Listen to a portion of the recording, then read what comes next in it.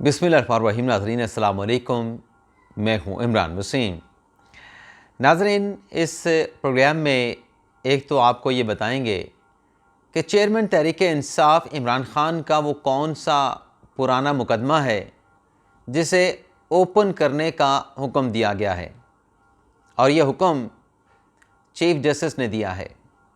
एक तो इस मामले की तफसीलात कि ये कौन सा मुकदमा है, कब बंद हुआ था और अब इसको क्यों ओपन करके समाअत के लिए लगाने का हुक्म दिया गया है। एक तो ये डिटेल आपके साथ हम शेयर करेंगे, और फिर आर्मी चीफ ने किस नामुमकिन मामले को मुमकिन कर दिखाया है, और जो कोशिशें आर्मी चीफ सैयद आसिम मुनीर शाह ने की, उन कोशिशों का पहला नतीजा क्या निकला है, इस खबर की डिटेल। और इसके अलावा हमारे वीडियो लॉग की जो दीगर अहम ख़बरें हैं, शेर अफजल मरवत साहब वाली ख़बर है, उस पर हम बात करेंगे। जो 3 एंकर्स की ख़बर है उस पर हम बात करेंगे, और बाकी ख़बरों की तफसीलात भी आप नाज़रीन की खिदमत में पेश करेंगे। तो पहली ख़बर से गुफ्तगू का आगाज़ करते हैं। जैसा कि आप जानते हैं कि आज साइफ़र केस में इमरान ख़ान साहब और शाह महमूद कुरैशी के ख़िलाफ़ जो चलान था ऑफिशियल सीक्रेट एक्ट की ख़िलाफ़ वर्जी का, वो खसूसी अदालत में जमा करवा दिया गया। अब इस चलान पे नाज़रीन जो फर्दर डेवलपमेंट हुई वो ये था कि तहरीक इंसाफ का एक एलामिया जारी हुआ। उस एलामिया में तहरीक इंसाफ की तरफ से इस चलान में लगाए गए इल्ज़ामात को, इस चलान के साथ अटैच किए गए शवाहिद और दस्तावेज़ात को रद्द कर दिया गया, मुस्तरद कर दिया गया। तो ये जो तहरीक इंसाफ का एलामिया है, इस पे सोशल मीडिया पे बड़े भंगड़े डाले जा रहे हैं, बल्ले बल्ले की जा रही है, वाह वाह की जा रही है कि देखिए जी, तहरीक इंसाफ ने तो FIA का जो चलान था और जो उसके साथ चेन थी, जो कड़ियाँ मिलाई गई थी, जो इल्ज़ामात लगाए गए थे, वो तो PTI ने रद्द कर दिया है, मुस्तरद कर दिया चलान। अब इसमें पहली बात तो ये है कि PTI के रद्द करने से कुछ होगा नहीं। ये चलान अदालत में पड़ा है, PTI के रद्द करने के बावजूद भी ये चलान अदालत में रहेगा, और ख़ान साहब को, शाह महमूद कुरैशी साहब को ये केस फेस करना पड़ेगा। दूसरी बात है कि तहरीक इंसाफ ने यही एलामिया जारी करना था।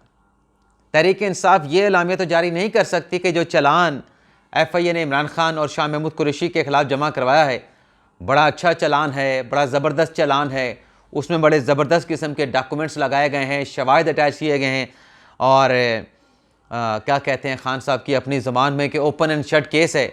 ये तो PTI ने नहीं कहना था। PTI ने तो इनकार ही करना था कि ये झूठा है, बिला जवाज़ है, बेबुनियाद किस्म का चलान है। तो ये कोई भंगड़े डालने वाली या बल्ले बल्ले करने वाली बात नहीं थी। PTI का यही एलामिया जारी होना था, और कानूनी तौर पर, टेक्निकली तौर पर PTI ने बिल्कुल दुरुस्त एलामिया जारी किया है। एक तो नाज़रीन ये बात आपके साथ हमने डिस्कस करनी थी।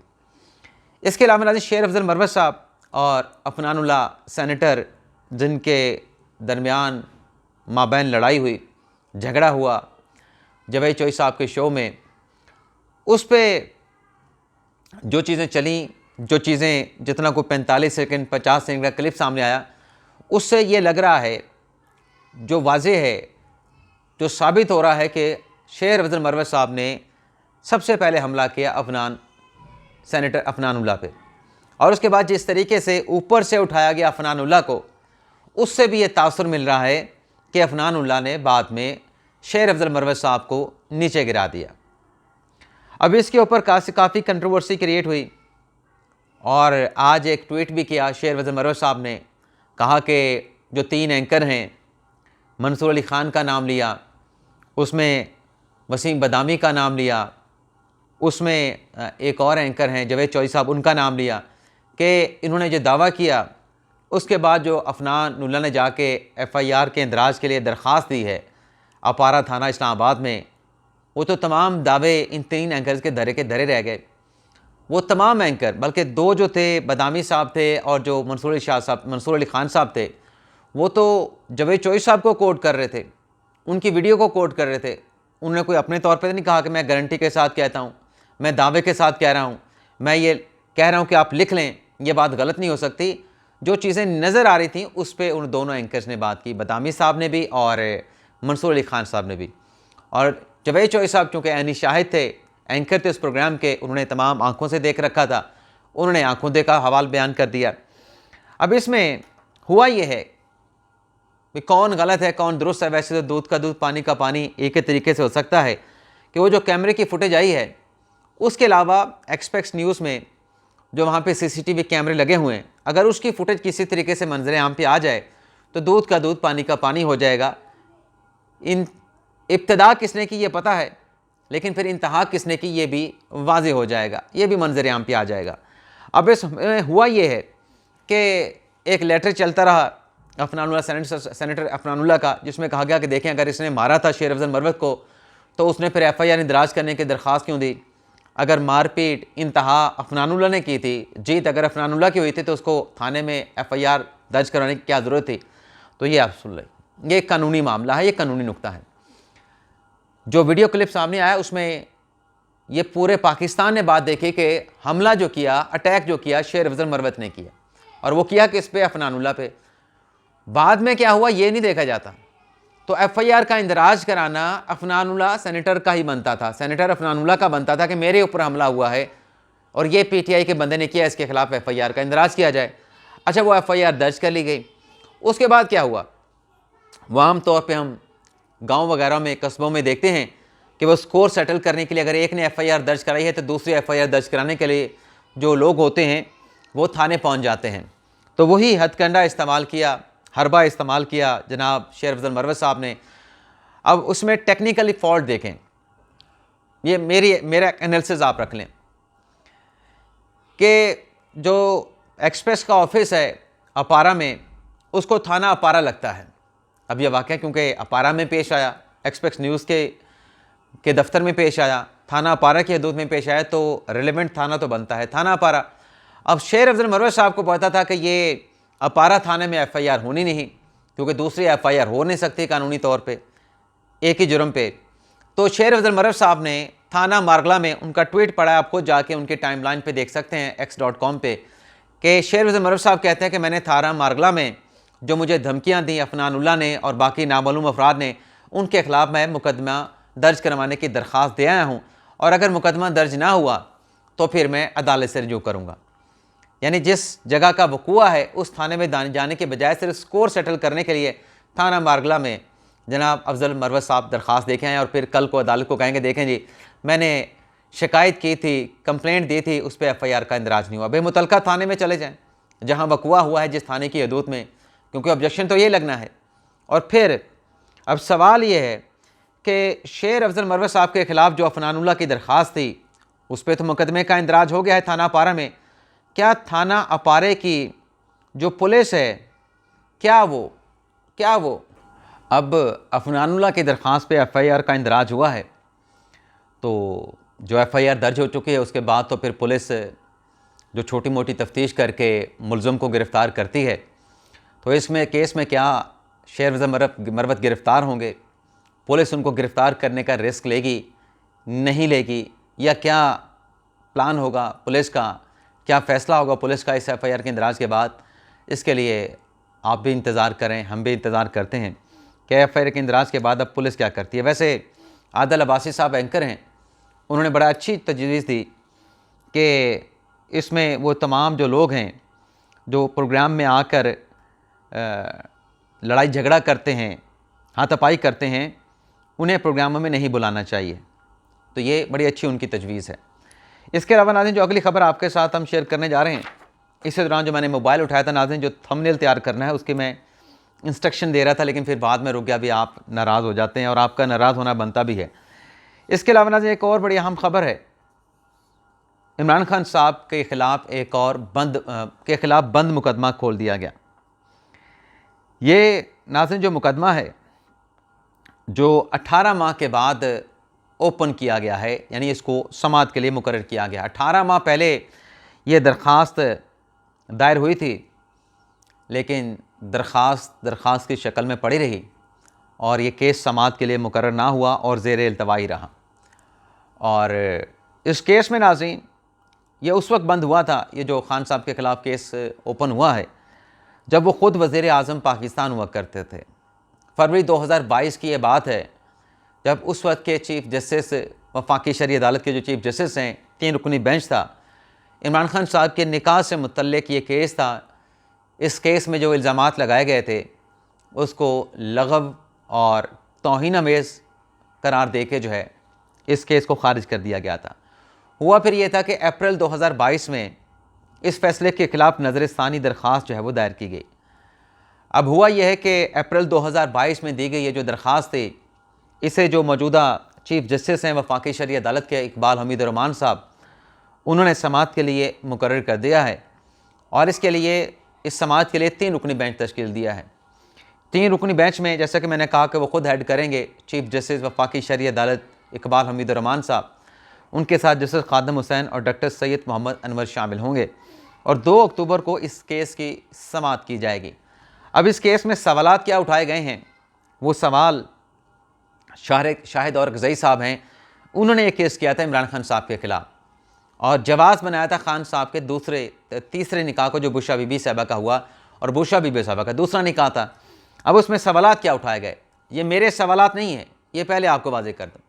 ये उस दरख्वास्त में जो शाहिद और गज़ई साहब ने सवालात उठाए हैं वो मैं आपके सामने रखने जा रहा हूँ, वो आपके पढ़ के सुनाने जा रहा हूँ। एक सवाल तो ये था, क्या मुसलमान औरत दूसरी शादी के लिए बच्चों को छोड़ने का हक़ रखती है? ज़्यादा फोकस बुशरा बीबी साहबा हैं। क्या ऐसी औरत को कुरान बच्चों की माँ तस्लीम करता है? कुरान, क्या सवाल है, क्या ऐसी औरत को कुरान पाक बच्चों की औरत तस्लीम करता है? शरी मसला, शरी सवाल उठाया तो शरी अदालत में दरख्वास्त लेके गए, सवाल लेके गए। अगला उन्होंने कहा, क्या मुसलमान किसी ऐसे निकाह के लिए रज़ामंद हो सकता है? क्या मुसलमान किसी ऐसे निकाह के लिए रज़ामंद हो सकता है जो मुसलमान की मर्दाना गैरत की नफ़ी करता हो, जो मुसलमान की मर्दाना गैरत की नफ़ी करता हो? आगे कहा गया है कि क्या आर्टिकल जो 14 है आइन का, उसके तहत ये निकाह काबिल कबूल होगा? क्या आइन का आर्टिकल 35 जो आर्टिकल 35 है इस निकाह को इस्लामी शादी तस्लीम करेगा? तो ये जो आर्टिकल नाज़रीन 14 है आइन का, ये इंसान की डिग्निटी की बात करता है, प्राइवेसी ऑफ लाइफ की बात करता है और टॉर्चर की बात करता है कि आप किसी पे तशद्दुद करके उससे कुछ उगलवा नहीं सकते। और आर्टिकल 35 ये कहता है कि the state shall protect the marriage, यानी शादी को प्रोटेक्ट करेगी, द फैमिली, ख़ानदान को प्रोटेक्ट करेगी, द मदर, माँ को प्रोटेक्ट करेगी, एंड चाइल्ड, और बच्चों को प्रोटेक्ट करेगी। अब ये सवालात हैं, देखते हैं 2 अक्टूबर को 3 रुकनी बेंच बैठेगा वफाकी शरई अदालत का, इस केस के हवाले से वहाँ पर क्या समाअत होती है। इसके अलावा नाज़रीन कुछ अदालती महाज से 2 खबरें हैं, PTI से मुतल्लिक़ हैं। अलीम आदिल शेख साहब, आज उनको ATS अदालत में पेश किया गया कराची की। तफ्तीशी ने कहा कि हमें चलान दाखिल करने के लिए मोहलत दी जाए, तो जज साहब ने मोहलत तो दी जनाब IO साहब को, लेकिन मुकदमे की समाअत को लंबा नहीं बल्कि मुख्तसर सी 6 अक्टूबर की तारीख डाली कि 6 अक्टूबर तक जो है आप इस केस का चलान दाखिल करें ताकि ट्रायल का आगाज़ किया जाए। और इस केस में नाज़रीन अलीम आदिल शेख साहब पे पुलिस मोबाइल जो है वो जलाने का इल्ज़ाम है, पुलिस की गाड़ी मतलब। दूसरा नाज़रीन, जिना हाउस हमला केस, ATC अदालत ने PTI के 9 रहनुमाओं के दायमी वारंट जारी कर दिए हैं, इश्तिहारी करार दे के दायमी वारंट यानी मुस्तकिल वारंट गिरफ्तारी जारी कर दिए हैं। इसमें हमाद अज़हर साहब हैं, इसमें मुराद सईद साहब हैं, आज़म सवाती साहब हैं। याद रखें अभी आर्मी चीफ वाली खबर आपके साथ हमने शेयर करनी है। मुराद सईद साहब हैं, आज़म सवाती साहब हैं, फ़ारूक हबीब साहब हैं, अली अमीन गंडापुर हैं, मियाँ असलम इकबाल साहब हैं, ज़ुबैर नियाज़ी साहब हैं, करामत खोकर साहब और अंदलीब अब्बास साहब हैं। यानी इश्तिहारी एक तरफ और दूसरी तरफ ये ऑर्डर किया है कि दायमी वारंट जिसको भी ये मिलें, जिसको ये नज़र आए, इन्हें गिरफ़्तार करके पुलिस के हवाले कर दें। अब आ जाते हैं कि सैयद आसिम मुनीर शाह साहब आर्मी चीफ ने कौन सी अपनी कोशिशों से किस नामुमकिन मामले को मुमकिन कर दिखाया है। ये नाज़रीन अमरीकी मीडिया से ख़बर आई है और ख़बर यह है कि पिछले दिनों जो चतराल में एक वाक़या पेश आया, जो बॉर्डर के उस पार से TTP की जानिब से जो पाकिस्तान की वहाँ पे चेक पोस्टें थी, जो वहाँ पे फ़ौजी मौजूद थे, जो सरहदों की निगरानी कर रहे थे, उन पे जो अटैक किया गया, उस अटैक के बाद जो मामला पाकिस्तान की अफवाज ने, हुकूमत पाकिस्तान ने अफ़गानिस्तान के साथ उठाया, तो अमरीकी मीडिया ये रिपोर्ट कर रहा है और खराज तहसीन हुकूमत पाकिस्तान को, रियासत पाकिस्तान को पेश कर रहा है कि अफ़गान हुकूमत ने चित्राल वाक़े में मुलविस जो 200 दहशतगर्द थे उनको गिरफ़्तार कर लिया है। अफ़गान हुकूमत ने चित्राल वाक़े में मुलविस 200 दहशतगर्दों को गिरफ़्तार कर लिया है। और अमरीकी मीडिया ये लिखता है कि हुकूमत पाकिस्तान की मुसलसल कोशिशों से जो दबाव, जो हिकमत अमली हुकूमत पाकिस्तान ने बनाई अफ़गान हुकूमत के साथ, और जो इस तरह के वाक़यात के हवाले से उन पर दबाव डाला गया, उसके नतीजे में ये 200 दहशतगर्दों जो कि TTP के साथ ताल्लुक़ रखते थे उनको गिरफ़्तार किया गया है अफ़गान हुकूमत की तरफ से। अब ये जो कोशिशें की जा रही थी, जब भी अटैक हुआ उसके बाद ISPR की तरफ से स्टेटमेंट जारी हुआ, हुकूमत पाकिस्तान का भी जारी हुआ, आर्मी चीफ़ के बयानात आए और बड़े वाज़े, बड़े वाशगाफ अल्फाज में बयानात आए। तो ये सब कुछ हमारी मिलिट्री इस्टेब्लिशमेंट की एंड की जानिब से किया जा रहा था और बावर करवाया जा रहा था अफ़गान हुकूमत को कि जनाब, आपकी जो सरज़मीन है, आपकी जो सॉइल है, वो पाकिस्तान के ख़िलाफ़ इस्तेमाल हो रही है, और जो आपका मुआहिदा है अमरीकी इनखला का, उसमें ग़ालिबन वो भी एक नुक्ता शामिल था कि आप अपनी सरहद को दहशतगर्दी के लिए इस्तेमाल होने नहीं देंगे, तो उसके ऊपर अमल करें। और ये जो सॉइल की खिलाफ वर्जी आपकी होती है और हमारे ख़िलाफ़ TTP के लोग जो है आके हमारे फ़ौजियों को, हमारे लोगों को निशाना बनाते हैं, ये सिलसिला ख़त्म किया जाए। ये जो है वो बार बार मुतालबा किया गया हुकूमत पाकिस्तान की तरफ से अफ़गानिस्तान से, और उसकी कोशिशें जो थी वो आर्मी चीफ साहब कर रहे थे इस प्लानिंग की, इस हिकमत अमली की। तो अमरीकी मीडिया ने इस बात को सराहा है कि जो दबाव जो हिकमत अमली हुकूमत पाकिस्तान ने बनाई वो काविशें रंग लाने लगी हैं। तो ये था नाज़रीन हमारा वीडियो लॉग। उम्मीद करते हैं कि आपको पसंद आया होगा। अगर पसंद आया है तो लाइक ज़रूर करें, शेयर भी करें, चैनल को सब्सक्राइब करें और ऑल वीडियो का बटन भी ज़रूर प्रेस करें। इजाज़त चाहते हैं। अल्लाह हाफ़िज़।